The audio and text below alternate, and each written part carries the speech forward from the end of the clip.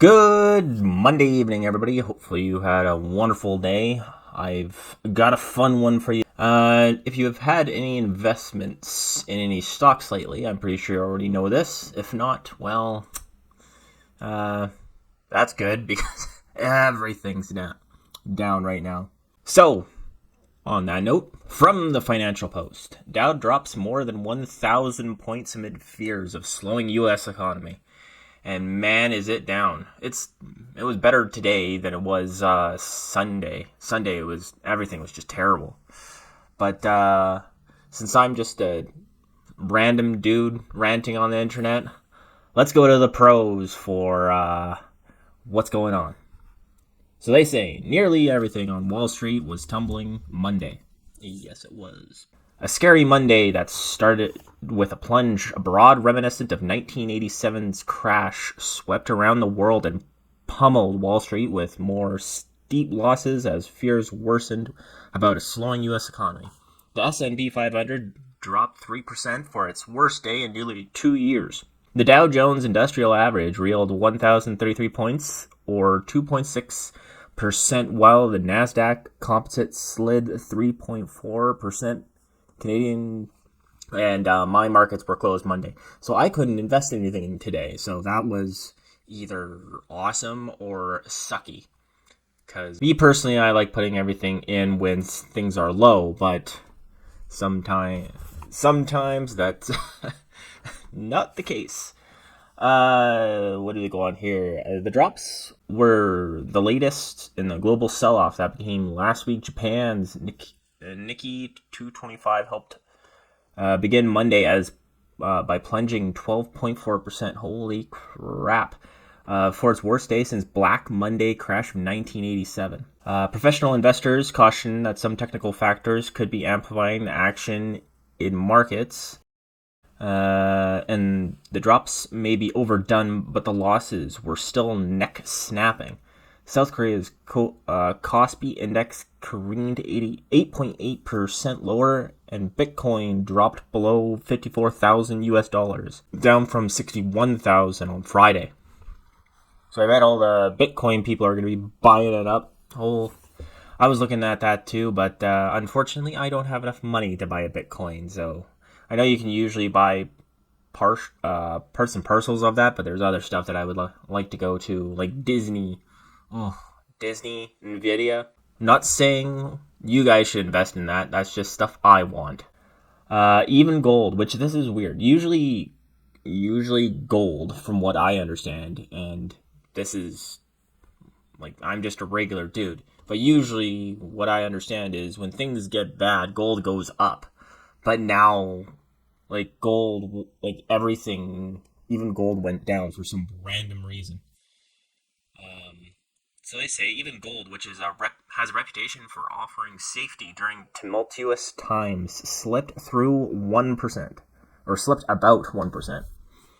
That's in part because traders began wondering if the damage has been so severe that the Federal Reserve will have to cut interest rates in an emergency meeting before its next scheduled decision on September 18th.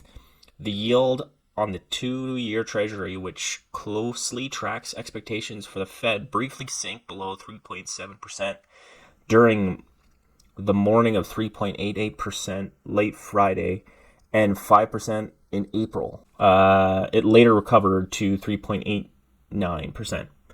Well, from what I've been hearing, it sounds like Wall Street's just catching up now with like the feelings of everybody in America that has the feeling of I have no money, a recession is coming, and things are bad. So, or at least like from that's the way I'm getting from the feeling here up in Canada is a lot of people aren't buying worthless shit. We're not like buying furniture. We're not buying extra clothes. We're not buying trinkets and doodads. We're spending most of our money on food. That's what we're worried about. Food and gas, so we can get to work. So we can buy more food. And I think the stock market is just finally showing that. It's finally showing, hey, nobody's spending money on new computers. Nobody's spending money on going out to the video store, or I guess the video store. Jesus, that's my millennial self coming showing my age right there. Nobody's going out and seeing movies. Nobody's hanging around at the pub, right, and drinking. That's why everything's just down. They say the Fed could ride in on a white horse to save the day on a big rate cut, but the case for an intermeeting cut seems flimsy. Okay, so they're talking about the Fed getting together with to cut rates. Those are usually reserved for emergencies like COVID, and an unemployment rate of 4.3% doesn't really seem like an emergency. I think to some people's wallets that may be emergency, but I don't know what they're saying. I know what they're saying, yeah. But an unemployment rate of 4.3%, oh, that's bad. Of course, the U.S. economy is still growing. I mean, your guys' economy is growing way more than us up here in Canada, so be proud of that. What did they say? You guys are like twice as productive as Canadians. Goldman Sachs economist David Merkel, let's just say Merkel, sees a higher chance of recession within the next 12 months following Friday's jobs report. But he still sees only a 25% probability of that, up from 15 in part because the data looks fine overall.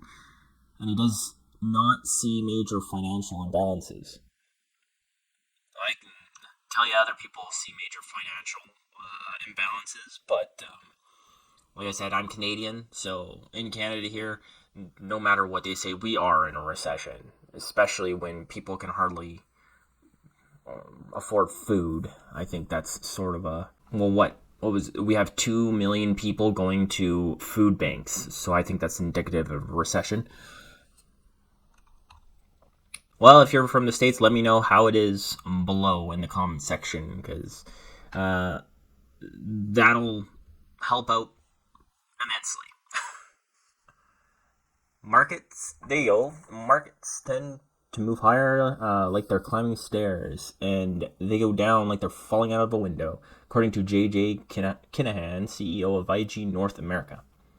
The only way for stocks to look less expensive is either for prices to fall or for their profits to strengthen. Expectations are still high for the latter, which growth for the S&P 500 profits this past quarter looking to be the strongest since 2021. Like I said, I don't know. I'm not a stock guy. From what I see, I don't really see that because from all year it's been sketchy. So, but professional investors also pointed to the Bank of Japan's move last week to raise its main interest rate from nearly zero. Such a move helps boost the value of the Japanese yen, but could also force traders to scramble out of deals where they borrowed money for virtually no cost in Japan and invested elsewhere in the world. So they also say that Treasury yields also paired their losses Monday after reports said growth for U.S. service businesses was a touch stronger than expected. Still, stocks of companies whose profit are most closely tied to the economy's strength took sharp losses about the fears about a slowdown. The small companies in Russell 2000 index dropped 30.3%, washing out what had been a revival for it and other beaten down areas of the market. And now they get going into the Magnificent Seven, which is Apple, Nvidia, and other big tech stocks. So I think it's Meta, Alphabet, and Google. And what do they say here? Reading. Okay, they've propelled the S&P 500 to record after record this year, even as high interest rates weighed down much of the stock market. But its momentum has turned last month on worries investors have taken their high prices too high and expectations for future growth are becoming too difficult to meet. A set of underwhelming profit reports have began with updates from Tesla and Alphabet added the pessimisms and accelerated the declines. Yeah, Tesla's part of that too.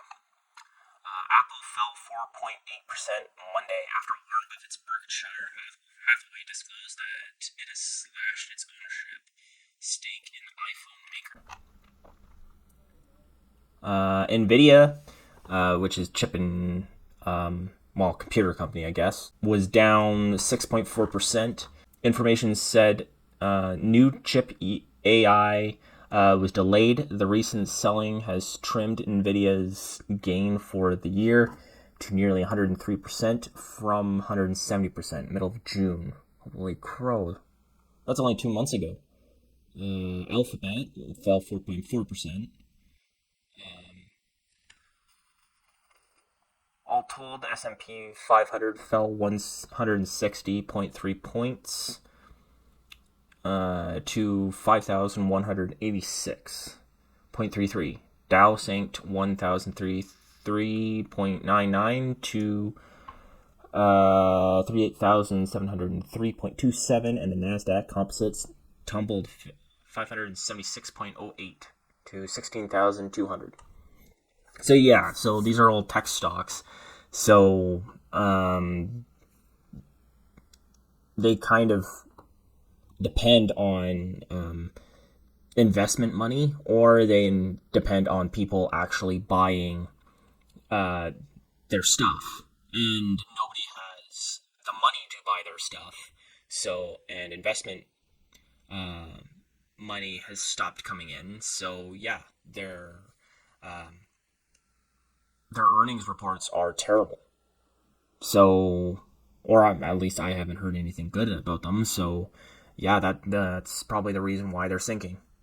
So, and of course, it's going to say down here too about stuff about the elections, and that coming up is also sort of affecting the stock market a little bit. So that's not helping any. But I think the big thing is investment money is drying up. The bubble is popping because there's no more investment money, and the economy is so bad that nobody has enough money to buy the newest iPhone, to buy a new computer, to go buy a Tesla. So all of these investments that were put into it are kind of just shriveling away. It's what it seems like to me, but they continue on. Another thing would be worries outside corporate profits. Interest rates in the economy are also weighing on the market. Israel-Hamas war may be worsening, which, beyond its human toll, causes sharp swings to the price of oil, which is adding to broader worries about potential hotspots around the world, while the upcoming U.S. election could further scramble things. So the threat of a recession is likely to be put on Vice President Kamala Harris on the defensive, but slower growth could further reduce inflation and force former President Donald Trump to pivot from his current focus on higher prices to outlining ways to revive the economy. Well, I think Donald Trump already has. I think a big portion of his platform is to bring manufacturing back to the United States and to bring oil back to to ramp up oil in the United States. So if he does that, I mean, that'll be a big boom to the economy itself. Up here in Canada, we're kind of hoping that he bring back a lot of the oil and gas trade between the United States and Canada if he gets back in, because that'll be a lot of money for both Canada and the United States and a lot of boost to both of our economies. So, but they say when it comes down to jobs, and I guess this is Chief Global Strategist Crosby Quincy. It comes down to jobs. When we get to election day, the unemployment rate is going to be extremely important.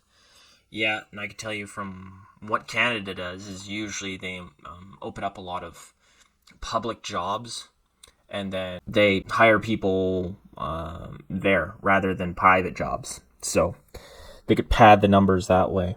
But I don't know what I'm assuming the U.S. might do that as well if a lot of the private companies aren't hiring. But we'll see. Anyways, kind of a boring one for you this Monday. Hopefully you liked it. No, it's not the most exciting stuff, but it is sort of interesting.